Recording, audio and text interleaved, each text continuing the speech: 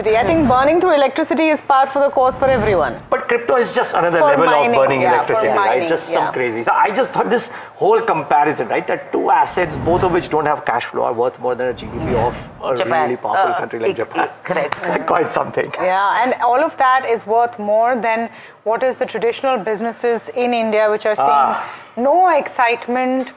Your FMCG, banks, IT, capital, capex pushed infra plays.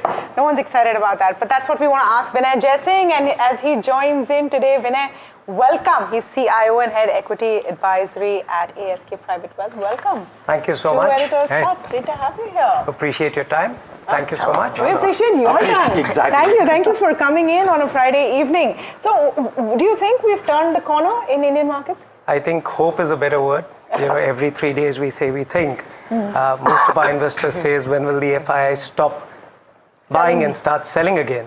Stop buying. Exactly. That's why, wait and hope is a good word. Last 10 days have been very good for the Indian markets. You've seen two flows come in. The first flow is the FDI flow.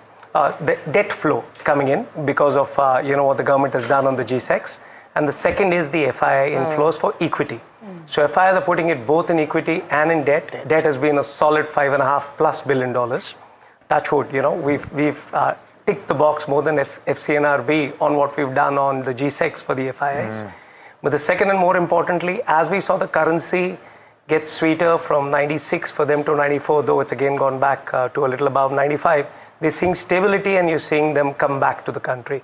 Is 10 days good enough? Because you've seen $1.5 billion of equity inflows coming from FIIs. Too short a period of time, but let's cross our fingers. But that's deals, right? I mean, per se, secondary market numbers, do they look? No. They don't show, on the provisional numbers don't show a flow. Selling dissipate a little bit. If you add the total for the last, so if you look at just the last month, you'll see $5.5 billion of outflow. Yeah. But if you add the last 10 days of inflows, that's when you see the inflows have really come in. They're again tepid, like $100 million, $50 million, $100 million. But you add them up, they come to a solid number.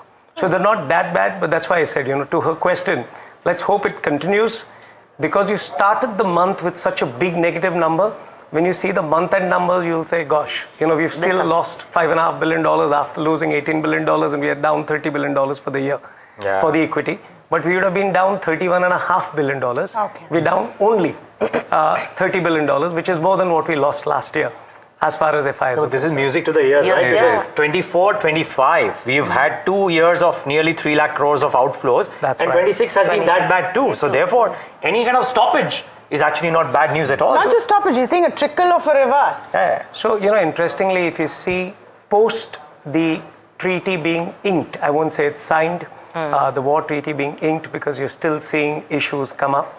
You've seen India as one of the best performing markets, especially the small cap, which is very different from what you would believe, because we are all seeing 1 month data, 3 month data, longer term data.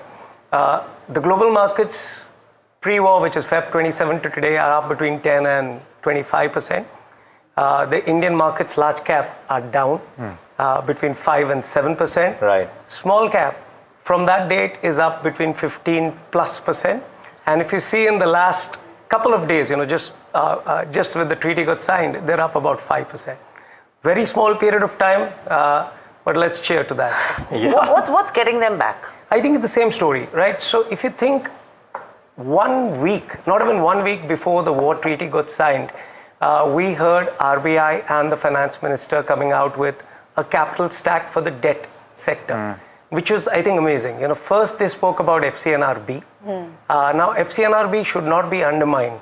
The last time we got substantial inflows of FCNRB, which was in 2013. Currently, you've seen SBI come up aggressively on FCNRB, and they're also allowing people to lever. You get a 14% return, which is not a bad number for the debt market at all. You will see HDFC Bank and the others, which are still at that 6.5, 7 without leverage, tie up with some global vendors. You will see the Standard Chartered and the global banks doing something to give you a 20+% leverage return coming in FCNRB. But that ball is not yet clicking. The ball which is clicking is the second thing the government has done, which is they've allowed FIIs not to have a withholding tax. That means they are not going to keep an interest rate tax in the country, nor are they going to keep a capital gain tax in the country for debt. Now, these normally are not reversible. And post this being done, you've seen about $5.5 billion of debt coming. Now, remember, they've also done one more thing. Typically, if you look at the Bloomberg debt index, and they are a $3 trillion index, right? In Jan, to the best of my knowledge, they were debating about India getting included there, and the big question was withholding tax. Now, if that's been addressed, come July, which is where we are in, if they make an announcement that India is being allowed to be part of the debt funds for the world, even if you get 0.7%, 0.7 on 3 trillion, is quite substantial. It's $25 billion. So slowly and steadily, you're seeing debt inflows come into the country. So all of this has to do with the currency, right? But at the core of it, even before the conflict began and the whole conversation about crude started, the few issues that were always highlighted from the global standpoint is there is no AI trade, that has not changed. Two, where is the earnings on the large cap end, which is where they invest ultimately, and maybe on the border, on the fringes, they're starting to go into the broader markets. But ultimately, I don't know if that's right. You don't know if that's true. But I'm going to come back here.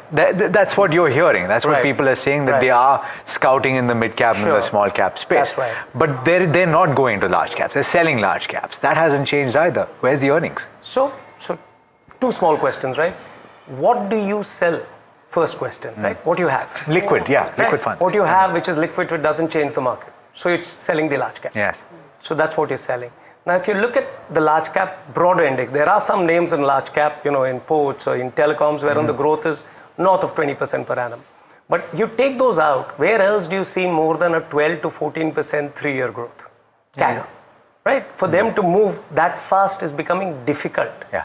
Right, so there is a problem. They have to reinvent themselves, come into new businesses. So that issue, yes, some of them are very cheap, be it the IT sector, which we spoke about last time, or the banking sector. The private banks are relatively cheap. Can't debate on that. And with this FCNRB, they will get deposits coming into the country, and the loan book growth is looking super appealing. Yeah. Right, so the consumption can take off. But here, their dilemma is, isn't that the same story for NBFCs? And isn't that a better story for the NBFCs where you're seeing the loan book growth being even faster? Not MFI, but the SME space. So why not buy those? Now, going back to your, I think, more pertaining question is, we are being haunted by the ghosts we had earlier, which was currency, which was not being an AI trade, and earnings, right? These are the three big things. Let's take all three of them slowly. So first, currency. Currency got aggravated by the war because of crude oil issues. Now the crude oil price has gone from pre-war levels to back to pre-war levels. $140, $120, $70. You're pretty much home there. So that's touch wood. But we still consuming Russian crude, which means we are not giving money back to the rest of the world. Typically in Russian crude, what happens is when you're consuming the crude, the dollars don't go to the external world. So you're saving the currency. So what I think from a peak of $720 odd billion, we are at about $670 billion. There's a $50 to $60 billion last 3.5 months, which has outflowed. This is a forex reserve, right? Forex just for the benefit of our viewers. My apologies. Forex No, completely fine. So the forex reserve outflow has been stopped by crude oil prices going down, at least by $6-7 billion. And even the cumulative amount we're taking from Russia, I think that money remains largely in the country. So you're seeing forex reserves now will start creeping up again. So the current account deficit, which was supposedly by most of the analysts touted as a minus 2.5% number, is going to become minus 0.5 or 0. So that's a huge positive.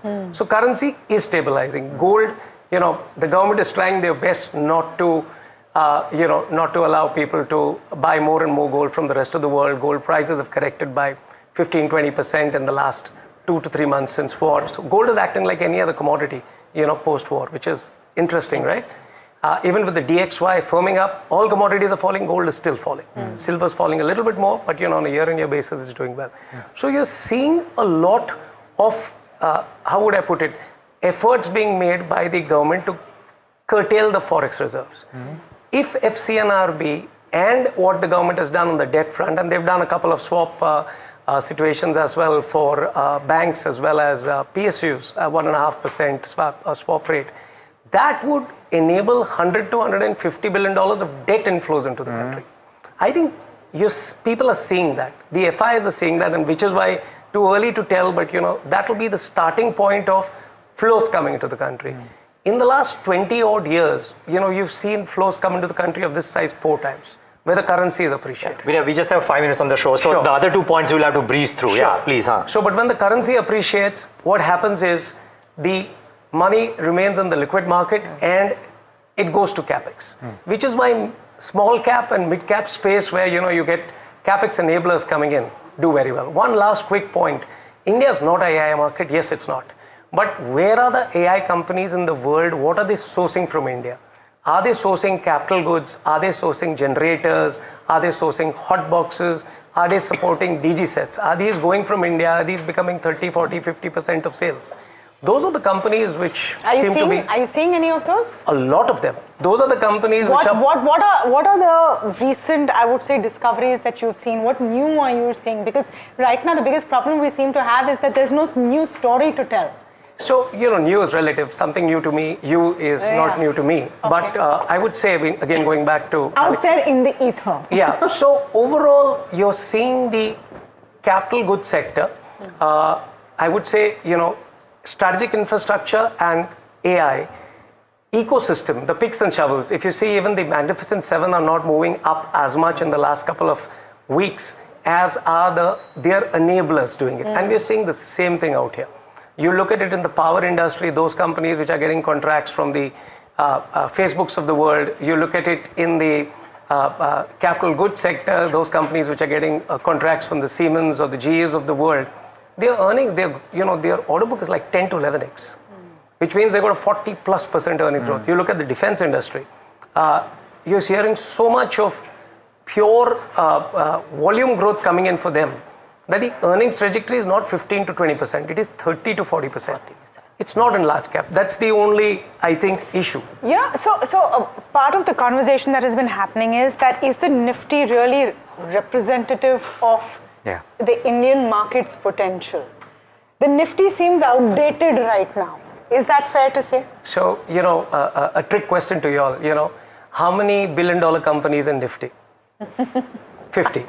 Billion-dollar revenue companies in the No, billion-dollar market cap companies. All of them. All 50. How many billion-dollar companies in small cap? 250. Just in the interest of time, I'm not getting the trick. So it's 4 times or 5 times as much as the Nifty 50 companies. So where will you find a larger cap billion-dollar company becoming $5 billion? Mathematics tell you that out of 5,200 companies, you'll find more billion-dollar companies which much more earnings growth in that space, not in the Nifty 50. Very simply.